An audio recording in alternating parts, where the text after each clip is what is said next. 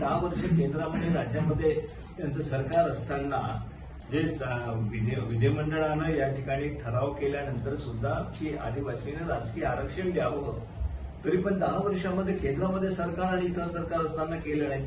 आज सुद्धा स्पष्टपणे ते बोलायला तयार नाहीत. ते एकच सांगतात की नाही, आम्ही डिलिमिटेशन ज्यावेळेला होईल त्यावेळेला आम्ही काय ह्याच्यामध्ये ऍडजस्ट करू.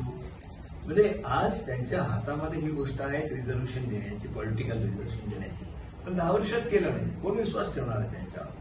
आणि आम्ही स्पष्टपणे सांगतो की काँग्रेस गव्हर्नमेंट आल्यानंतर आदिवासींचं राजकीय आम्ही त्या ठिकाणी रिझर्वेशन देऊ आणि या गोव्याला मुख्यमंत्री म्हणून त्या ठिकाणी करण्याची आहे, तर ते सुद्धा संधी आदिवासींना मिळू शकतं.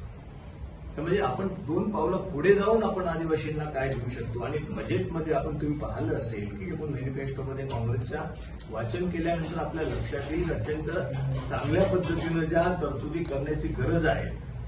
जे काय आदिवासी क्षेत्राच्या बाहेरचे आदिवासी आहेत त्यांना सुद्धा समान न्याय मिळाला पाहिजे म्हणून मॅनिफेस्टोमध्ये आहे.